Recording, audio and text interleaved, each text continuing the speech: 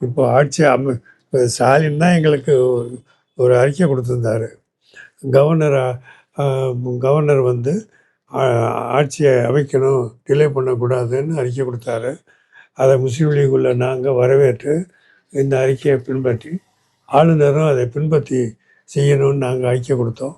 அது எல்லா ஊடகங்கள்லையும் பிரச்சாரமாக ஆக்கப்பட்டது. இந்த நிலையில் எங்கள் சூழ்நிலையில் இவ்வளோ மாதிரி எங்கே பார்த்தாலும் ஒரே தூண்டுதலும் பெஸ்டரிங் நடக்குது, என்ன செய்யலாம் அப்படின்னு நாங்கள் ஸ்டாலின்கிட்ட போன நேரத்தில் அங்கே வேறு விதமான ஒரு யோசனையில் இருந்ததாக எனக்கு சொல்லப்பட்டது. ஏன்னா இது எடப்பாடி பழனிசாமியை சிஎம் ஆக்கிட்டு அதுக்கு திராவிட முன்னேற்ற கழகம் ஆதரவு கொடுக்கறது மாதிரி பேச்சு இங்கே வந்துட்டுருக்கு அப்படின்னு ஒரு கருத்து சொல்லப்பட்டது. இது எனக்கு அதிர்ச்சியாகவும் இருந்தது, எதிர்பார்க்காம இருந்தது. இதை கேள்விப்பட்டு எனக்கு அவங்க என்ன சொல்கிறாங்கன்னு எனக்கு தெரியல, என்னமோ சொல்கிறாங்களே அப்படின்னு நினச்சிக்கிட்டு வெளியே வந்தோம். வந்துட்டு இரவு பகலாக உட்காந்து யோசனை பண்ணோம். கேரளாவிலேருந்து எங்கள் தலைவர்கள்லாம் நீங்கள் ஆதரவு கொடுத்துருங்க, ஏன் டிலே பண்ணுறீங்கன்னு சொன்னாங்க. இந்த நிலையில் அடுத்த நாள் தாவேக்காவிலிருந்து முக்கியமான தலைவர்கள்லாம் எங்கள் அலுவலகத்துக்கு வந்தாங்க. வந்து ஆதரவு கேட்டாங்க. நீங்கள் ஆதரவு கொடுத்தா ஆட்சி அமைக்கலாமே, நீங்கள் டிலே பண்ணுறீங்களே அப்படின்னு. இப்போ இருக்கிற மந்திரிகளே 7-8-10 பேர் வந்தாங்க. வந்துட்டு ப்ரெஷர் பண்ணாங்க. இல்லைங்க, நாங்கள் திராவிட முன்னேற்ற கழகத்தை எங்கள்கிட்ட நீங்கள் வந்தது இப்போ கேஸதை விட ஸ்டாலினே பார்த்துட்டு வந்தால் நல்லா இருக்குமே அப்படின்னு அவங்களே சொல்லிகிட்டு இருக்கிறோம். இந்த நிலையில் என்ன பண்ணார் இவர், விஜயே வந்து உங்களை ஆதரவு கேட்குறாரு, வந்துக்கிட்டு இருக்காரு. இல்லை அது பெரிய அவசியம் சார் நாங்கள் அப்படின்னு சொல்லி வர்றான்னு சொன்னதும் நாங்கள் வெளியே போகிறோன்னு வெளியே போயிட்டோம்.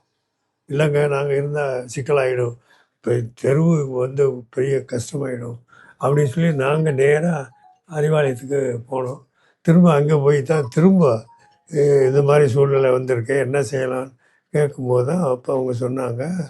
இப்போ முதல் நாள் எடப்பாடியை முதலமைச்சர் ஆக்கிறதுக்கு ஒரு யோசனை இருக்குதுன்னு சொன்னாங்க. அடுத்த நாள் திருமாவளவனை சிஎம் ஆக்கலாம் அப்படி யோசனையில் நான் கேட்டேன். அவர் எம்எல்ஏ இல்லையே சார் அப்படின்னு நான் சொன்னேன். இல்லைன்னு இப்போ 6 மாதத்துக்குள்ளே பண்ணிடலாம் அப்படின்னு ஒரு வார்த்தை சொன்னார். இது அவர் சொல்லலை, அவர் கூட இருந்தவங்க சொன்னாங்க. இந்த யோசனைகள்லாம் நமக்கு உடன்பாடாக தெரியல.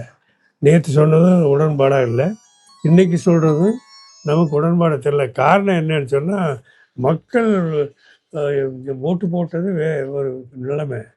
இதை மாற்றதுக்கு ஜனாதிபதி கவர்னர்கிட்ட விஜய் போய் நாங்கள் ஆட்சி அமைக்க முடியாதுன்னு சொல்லியிருந்தாருன்னா இப்போ நீங்கள் எந்த யோசனையும் பண்ணலாம்.